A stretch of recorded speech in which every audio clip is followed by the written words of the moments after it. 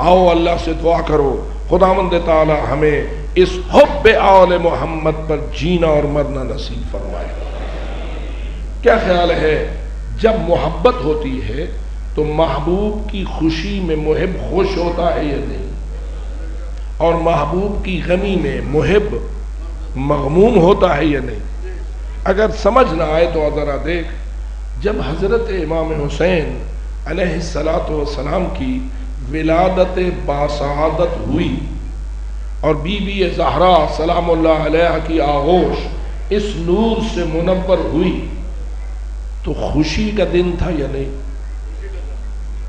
جی خوشی کا دن تھا، لیکن کیا اسی دن رسول روئے یا نہیں؟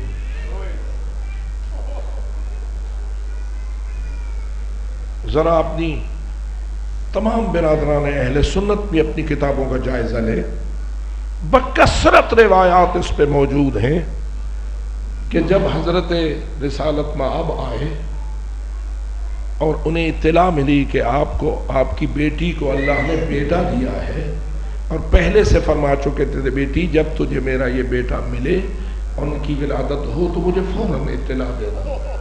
اطلاع ملی، رسول اکرم تشریف لائے، حضرت زہرا سلام اللہ علیہ نے یا آپ کی نوکرانی اسماء بنت امیس نے ایک سفید کپڑے میں اس مولود کو لپیٹا اور جا کے سید الانبیاء کی گود کی زینت بنایا۔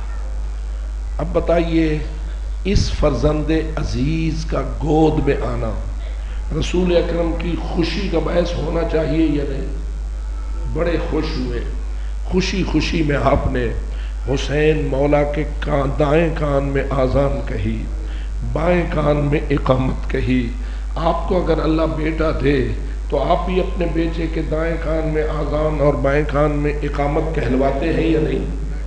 اور کیا آپ کی یہ کوشش ہوتی ہے یا نہیں کہ اپنی آبادی کی کسی مقدس ہستی کو، کسی محترم ہستی کو، کسی پاکیزہ انسان کو تلاش کروں تاکہ میری اس مولود کے کان میں وہی آ کے آذان کہے اور وہی آ کے اقامت کہے۔ بسا اوقات کچھ دیر بھی لوگ کر دیتے ہیں کہ فلاں بزرگ کو بلاؤ، فلاں عالم کو بلاؤ، وہ آئے ہمارے مولود کے کان میں آذان و اقامت کہے۔ اب مجھے بتا تیرے مولود کے کان میں اگر کوئی بزرگ عالم دین یا مقدس ترین متقی وہ آذان دے تو تیرے بیٹے کی شان میں اضافہ ہوتا ہے۔ اب بتا وہ کون ہے جس کے کان میں رسول اعظم آذان دے رہے ہیں؟ اس کا کتنا بلند مقام ہے جس کے کان میں سید الانبیاء اقامت کہہ رہے ہیں۔ میں کہتا ہوں کائنات میں ایسا کوئی مولود نہ ہوگا جس کو یہ عظمت حاصل ہوئی ہو کہ خود رسول اکرم کہہ رہے ہوں اللہ اکبر، اشہد ان لا الہ الا اللہ، اشہد ان محمد رسول اللہ۔ اس قسم کی اذان اور اقامت جس کے کان میں دی جا رہی ہے۔ اور پھر روایت کہتی ہے حضرت رسالت مآب نے اپنی زبان اپنے اس فرزند جلیل کی دہن میں داخل کی اور حسین مولا نے ایسی چوسی جیسے ماں کے دودھ کو چوسا جاتا ہے۔ اور یہ روایت دوسرے مقام پر علی حیدر کرار کے بارے میں موجود ہے، اور رسول اکرم نے زبان چسائی تھی مولا علی کو، اور پھر یہ جملہ کہا تھا خصصنی علی بالنظر فخصصته بالعلم۔ علی نے مجھے چن لیا تھا اپنی پہلی نظر کے لیے تو میں نے علی کو چن لیا تھا اپنے علم کے لیے۔ کیا معلوم ہوا دودھ پلایا تھا یا علم پلایا؟ جب زبان رسول نے علی حیدر کرار کو چسائی تھی تو کیا دودھ پلانے کے لیے تھا یا علم کی غذا دینے کے لیے تھا؟ اگر غذائے جسمانی ہوتی تو رسول یہ جملہ نہ کہتے کہ خصصتہ بالعلم۔ رسول فرما رہے ہیں کہ میں نے اپنے علی کو چن لیا اپنے علم کے لیے۔ اسی علم کی بنیاد پر فرمایا کہ انا مدینۃ العلم وعلی بابھا۔ اب جب حسین کو زبان چسائی تو مقصود کیا تھا؟ مقصود وہی تھا علی کو بھی اپنے علم کا وارث بنایا تو حسین کو بھی اپنے علم کا وارث بنایا. اور یہاں بھی انا مدینۃ العلم وعلی بابھا اسی طرح صادق آیا. جیسے مولا علی پہ صادق آیا تھا ایسے ہی امام حسن پہ صادق آیا اور ایسے ہی امام حسین پہ صادق آیا. لیکن بی بی زہرا نے یہ منظر دیکھا. کیا دیکھا؟ جو ہی حضرت اس سے فارغ ہوئے تو رسول اعظم نے رونا شروع کر دیا. آنسو بہنے لگے، رسول رونے لگے. اب میں پوچھتا ہوں بی بی طاہرہ کے دل کی کیا کیفیت ہوئی ہوگی؟ اور بی بی نے اسی لیے پوچھا بابا آپ نے میرے فرزند جلیل کو گود میں لے کر رونا کیوں شروع کر دیا ہے؟ تو بتا رسول کیوں رو رہے تھے اور سمجھ لے کہ اس رونے کا سبب کیا تھا اور اس رونے کا حکم کیا تھا. رونے کا سبب رسول اکرم نے یہ بتایا، یہ جبریل کھڑا ہے اور مجھے خبر دے رہا ہے کہ تیرے اس بیٹے کو تیری امت کے کچھ لوگ شہید کر دیں گے اور اس کے باوجود وہ یہ امید رکھیں گے کہ میں ان کی شفاعت کروں گا. ذرا اس جملے پہ غور کرو. اے زہرا تیرے اس فرزند جلیل کو میری ہی امت کے لوگ درجہ شہادت پہ پہنچا دیں گے اور شہید کرنے کے بعد بھی امید رکھیں گے کہ میں ان کی شفاعت کروں گا. ذرا غور تو کرو کتنے بدبخت ہیں وہ لوگ جو رسول کے جگر کے ٹکڑے کریں اور پھر یہ کہیں کہ ہمیں رسول حق کے شفاعت عطا فرمائیں گے. آج دنیا پتہ نہیں کہاں سے کہاں جا رہی ہے اور کس صورتحال کا شکار ہو رہی ہے. میں آپ سے پوچھتا ہوں رسول اکرم کا یہ آنسو بہانا ہمارے لیے سنت بنا یا نہیں؟ جی ہمارے لیے سنت بنا یا نہیں؟ جو شیعہ ہے وہ بھی اس سنت پہ عمل کرتا ہے اور جو سنی ہے کیا خیال ہے اسے بھی اسی سنت پر عمل کرنا چاہیے یا نہیں؟ بھائی تم نے تو اپنا نام ہی اہل سنت رکھا ہوا ہے اور اہل سنت سے مراد کس کی سنت ہے؟ نبی پاک کی سنت ہے اور نبی پاک کی ہر سنت پر عمل کرنے والا ہی اہل سنت ہوتا ہے. بس معلوم ہوا حسین مولا کے شہادت کا تذکرہ کر کے اگر آنسو بہانا سنت رسول ہے تو ہر وہ جو محمد الرسول اللہ صلی اللہ علیہ وآلہ وسلم پر ایمان رکھتا ہے اسے ان آنسوؤں کے بہانے میں کوئی جھجک نہیں ہونا چاہیے. اور میں آپ سب حضرات کو خوش آمدید کہتا ہوں اس حوالے سے کہ اللہ نے آپ کو محبت آل محمد کے صدقے ایسا قلب عطا فرمایا ہے، ایسی سوچ عطا فرمائی ہے، ایسی فکر سے نوازا ہے کہ آپ اپنوں کو اتنا نہیں روتے جتنا اولاد رسول کے غم میں روتے ہیں. آپ کا اپنا جوان بیٹا فوت ہو جائے کچھ عرصے کے لیے رو گے لیکن آہستہ آہستہ وقت بیٹے کو بھولاتا جائے گا. میں خود بھی اس مصیبت میں گرفتار ہوا تھا اور 2 سال پہلے میرا بیٹا فوت ہوا تھا. جوان بیٹا تھا، عالم بیٹا تھا، لیکن آہستہ آہستہ غم دور ہو رہا ہے. لیکن ذرا مجھے بتاؤ وہ کیسا غم ہے جو ہر محرم میں زیادہ بڑھتا ہی چلا جاتا ہے بلکہ سارا سال بڑھتا رہتا ہے اور کبھی اس کو کوئی حد نصیب نہیں ہوتی. معلوم ہوا جتنی محبت ہوگی اتنا غم ہوگا، جتنی محبت ہوگی اتنا حزن و ملال ہوگا، اتنا آنسو بہیں گے، اتنا ماتم ہوگا اور اتنا ہی محبت کی علامت سامنے آئے گی. آؤ میرے عزیز دوستو، اے رسول اکرم سے محبت رکھنے والوں، اے سید الانبیاء کی محبت کا دم بھرنے والوں، وہ مسلمان نہیں ہو سکتا جس کے دل میں سید الانبیاء کی محبت نہ ہو، وہ مومن نہیں ہو سکتا جس کے دل میں سید الرسل کی محبت نہ ہو. اور جب محبت رسول ہی بنیاد ہے تو پھر بتاؤ جس پہ رسول روئے، جس پہ نبی اکرم روئے، جس پر زہرائے بطول روئے، ذرا غور تو کرو کتنا عجیب وقت وہ ہوگا کہ رسول اکرم کی ایک طرف امام حسین تشریف فرما ہے، دوسری طرف آپ کا بیٹا ابراہیم تشریف فرما ہے۔ اللہ نے رسول اکرم کو ایک بیٹا ان کی ایک زوجہ ماریہ قبطیہ سے مدینہ منورہ میں عطا فرمایا تھا۔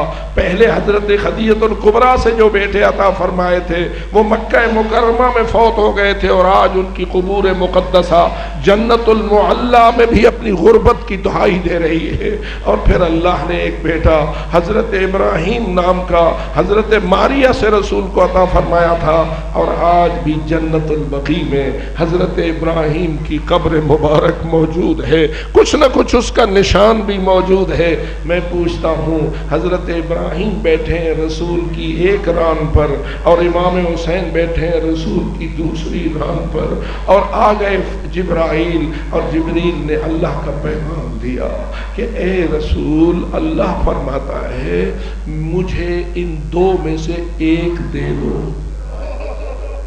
مجھے اپنے دو بیٹوں میں سے ایک واپس کر دو، اختیار آپ کا ہے، چاہو تو ابراہیم دے دو، چاہو تو حسین دے دو۔ اب رسول اکرم کے دونوں لخت جگر ہیں، لیکن رسول جبریل کو متوجہ ہو کے کہتے ہیں، رونے بھی لگ گئے اور رو کے فرمانے لگے، اے جبریل، اگر ابراہیم دوں تو تنہا میں روؤں گا، اگر ابراہیم فدا کروں تو تنہا میں روؤں گا، اور اگر حسین فدا کروں تو میری فاطمہ روئے، میری فاطمہ زہرا کو زیادہ صدمہ ہوگا۔ اے جبریل، میں اپنا غم تو برداشت کر سکتا ہوں، میں اپنی زہرا کا غم برداشت نہیں کر سکتا، میں اس کا رونا برداشت نہیں کر سکتا۔ آؤ میرے عزیزو، حسین تیری عظمت کو سلام ہے۔ اللہ جانے رسول اکرم نے یہ فیصلہ کر دیا، اور تیسرے دن حضرت ابراہیم رحلت فرما گئے۔ آج بھی ان کی قبر مبارک جنت البقیع کی یادگار کے طور پر موجود ہے، اور روایت میں موجود ہے رسول ابراہیم کے غم میں رو رہے تھے۔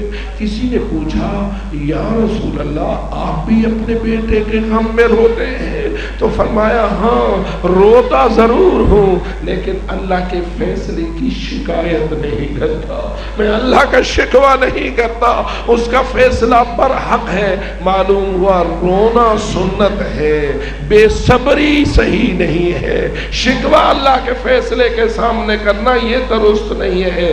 آؤ ذرا مجھے بتاؤ، لوگوں نے پھر زہرا کو کتنا رلایا، کتنی رونے والی بنی رسول کی بیٹی کیا فرماتی رہی، صبت علی مصائب اللہ انہا صبت علی الیوم سرن لیالیا۔ او میرے بابا، او میں تیرے بعد میرے اوپر اتنے مصائب کے پہاڑ ٹوٹے ہیں، اگر سفید دنوں پہ آتے تو سیاہ راتوں میں بدل جاتے۔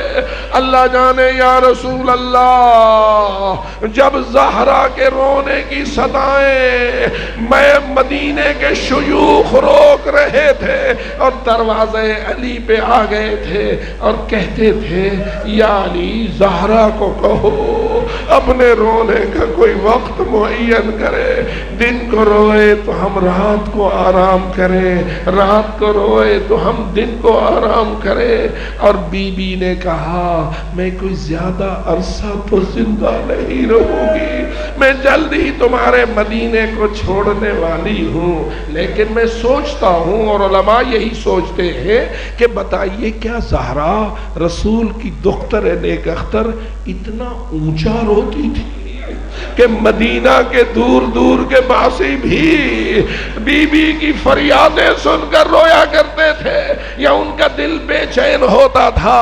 نہیں میرے عزادارو، زہرا کی آواز بلند نہ ہوتی تھی، لیکن جب زہرا روتی تھی آسمان روتا تھا، جب زہرا روتی تھی زمین روتی تھی، جب زہرا روتی تھی ماحول بدل جاتا تھا، لیکن میں حیران ہوں اللہ جانے اس مدینہ منورہ کے باسیوں نے اس سے کیا سبق حاصل کیا۔ زہرا کو روکتے ہو، خود کیوں نہیں زہرا کے ساتھ رونے میں شامل ہوتے جاتے ہو؟ لیکن بس میں اتنا کہوں گا، اے حسین مولا، آپ نے مدینہ چھوڑنے کا ارادہ کیوں کر لیا تھا؟ آپ بھی مدینہ میں رہ جاتے، لیکن جواب میں میرے مولا کہیں گے یہی مدینہ والے ہیں نا، یہاں میری ماں کی پسلی ٹوٹی، یہاں میری ماں کا پہلو زخمی ہوا، میری ماں دروازے کے نیچے کچلی گئی، میری ماں کے ماتھے پہ غم کی پٹی بندھی، اور کبھی بیت الحزن میں روئی، کبھی قبر حضرت حمزہ پہ جا کے روئی، حسنین کو انگلی سے لگا کر چلی جاتی تھی۔ جو لوگ مدینہ کے زوار ہو ذرا جائزہ تو لو، کہاں ہے روضہ رسول اور کتنا دور ہے قبر حضرت حمزہ سید الشہداء۔ لیکن راوی کہتا ہے سورج کے غروب ہونے کا وقت تھا، میں ادھر گیا ہوا تھا، میں نے حضرت حمزہ کی قبر کے پاس ایک کالے برقعے والی خاتون کو دیکھا، ایک سیاہ برقعے والی خاتون کو دیکھا، دور سے میں حیران ہوا، سورج غروب ہونے والا ہے، کون خاتون ہے جو مدینہ سے یہاں آ گئی ہے؟ میں قریب گیا تو میں نے دیکھا اس خاتون کے ساتھ دو چھوٹے چھوٹے بچے تھے۔ جب میں نے ان بچوں کو دیکھا تو پہچان گیا، ایک حسن تھے ایک حسین تھے، میں سمجھ گیا یہ زہرا بتول ہے جو اپنے بیٹوں کے ساتھ مدینے کو چھوڑ کر حضرت حمزہ کی مزار پہ رونے کے لیے آئی ہوئی ہے۔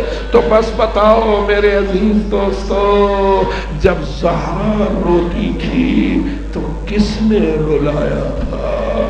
کس نے ظلموں کا نشانہ بنایا تھا؟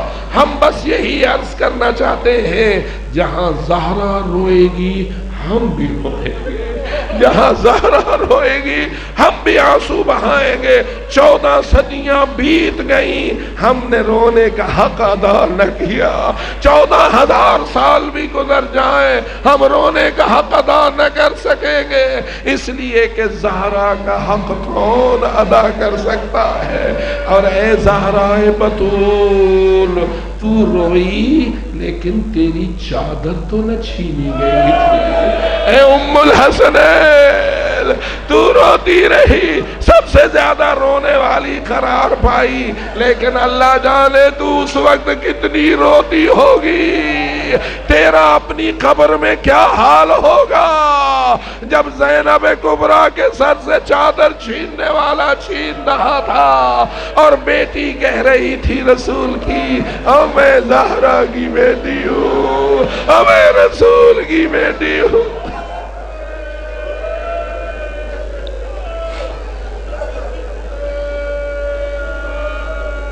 الا لعنت اللہ علی القوم الظالمین وسيعلم الذين ظلموا أي منقلب